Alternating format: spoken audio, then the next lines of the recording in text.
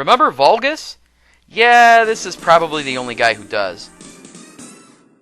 Anyway, like the Cap'n said, Vulgus was Capcom's first video game, an overhead view shooter similar to the much more popular 1942.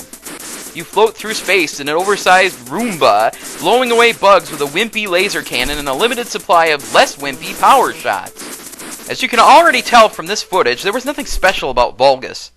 However, Capcom set out to change that with a cutting-edge sequel on the Nintendo Entertainment System. That game was Titan Warriors, and it would have rocked your adolescent world in 1988. However, since Nintendo limited its licensees to 6 games a year, and since Capcom already reached that limit with thrilling titles like Legendary Wings and Gun.Smoke, they decided to sit on Titan Warriors for a while. 20 years, to be precise.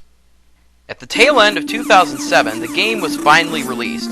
Not by Capcom, but the prototype hunters and gatherers over at The Lost Levels. The game doesn't carry as much impact now as it would have back in 1988, but compared to Vulgus, whoa! If it weren't for a few familiar enemies in the first stage, you couldn't tell that this was a sequel.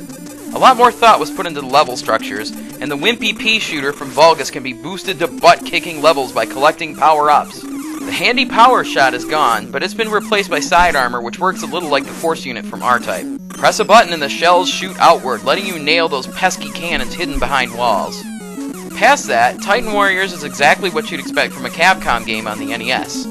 Each stage is prefaced with a stylish launch sequence, and the music rocks as hard as anything you've heard in 1988, unless you're firing, in which case half the instruments are drowned out in a tidal wave of laser blasts.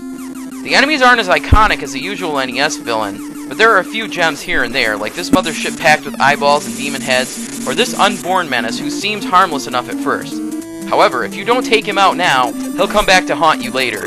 10 years later, when you're playing Vampire Savior! If it had been released on schedule, Titan Warriors would have been one of those games we'd all remember fondly while thinking back to the good old days of the NES.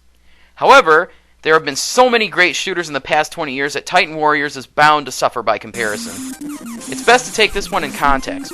When you factor in the limitations of the NES, and remember when this game was intended for release, you'll agree that it deserves an 8.